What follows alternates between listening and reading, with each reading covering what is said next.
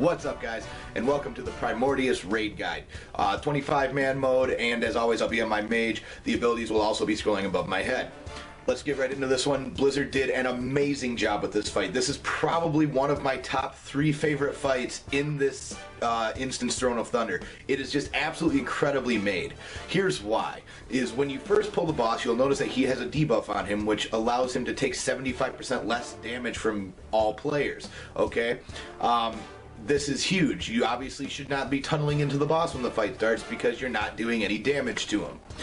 What you want to do is you'll see all these little red balls or oozes kind of heading towards the boss, okay? You want to kill these little red oozes. The reason you want to kill them is because once they die, they either drop 2 different puddles, a red puddle or a purple puddle. If they drop a purple puddle, stay away from it. Purple is bad. If they drop a red puddle on the ground, however, you want to get in that as quickly as possible and pick up a stack, okay?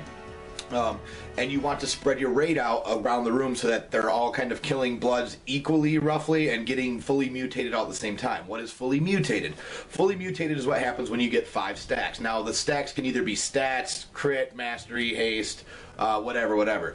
You can look at your debuffs while you're picking them up if you want to see what you're getting, so you get used to the icons and what they are, so you know what stats you have.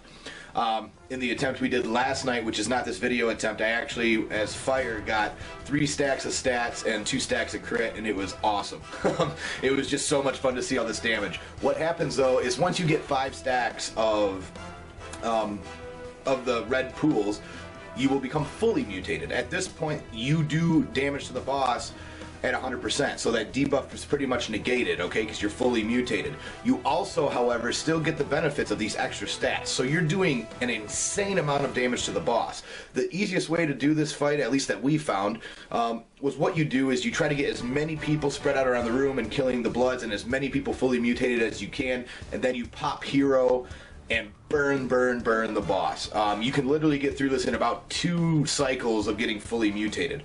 It will last 2 minutes that you're fully mutated. Once you are fully mutated, do not kill at little adds, okay? There's really no point at that point. You want to just tunnel into the boss and make the best use of that because the berserk timer will hit. So what you want to do is you want to get as many people buffed. As soon as they're all buffed, pop hero, tunnel the boss.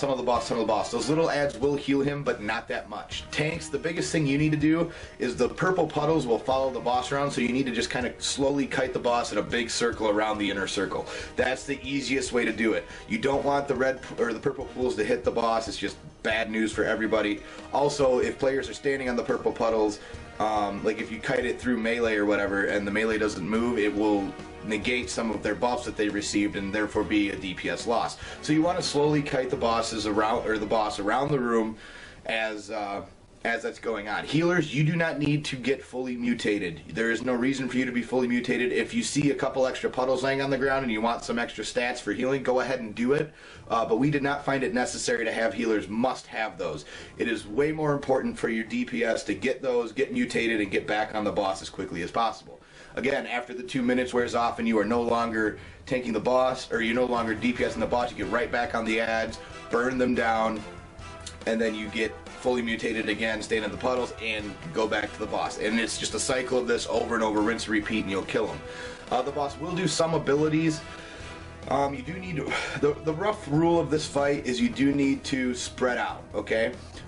Most of his abilities will involve about a 5 to 8 yard range. The only one that doesn't is if you see a big yellow circle come around the boss, it's nice to be inside of the circle. However, typically in 25-man normal mode, as long as you have your melee DPS and the tanks in that circle, even the healers, you're okay. What you want to do, though, is your ranged and probably most of your healers need to be spread out around the outside of the room, away from the boss, solely because of the fact that if he does one of these abilities that cleaves, it will pretty much one-shot you if more than like 2 or 3 people get hit because it's splash damage, it hurts, you don't want to do that. Like I said, the only ability is that one you see right there where you get the circle on the ground. That one, you just want to be in the circle so it splits the damage amongst the people, but like I said, in 25-man normal, we didn't find it to be a problem to the point where we needed to make sure we had everybody in there. I think we averaged about 15 people in there. So as long as you're in that range, your healers should be fine. Just line up your cooldowns, your rallies, your your pally cooldowns, your warrior cooldowns, maybe a healing cooldown as well, just to kind of negate that factor, and you should be fine. You should be able to get this fight. But you're really gonna enjoy this one, guys. I'm telling you, it's such a good fight. It's got so many cool mechanics, and again, it's a shame for anyone who's not a DPS. If you have a DPS alt, try this fight out, because this fight in LFR, I can't wait to see this fight, because I think this is going to be so much fun in LFR to see people. But it's just really cool. You really need to try this fight out. I can't wait for you to get there. Hopefully you like this one, and as always, we'll see you in the next one.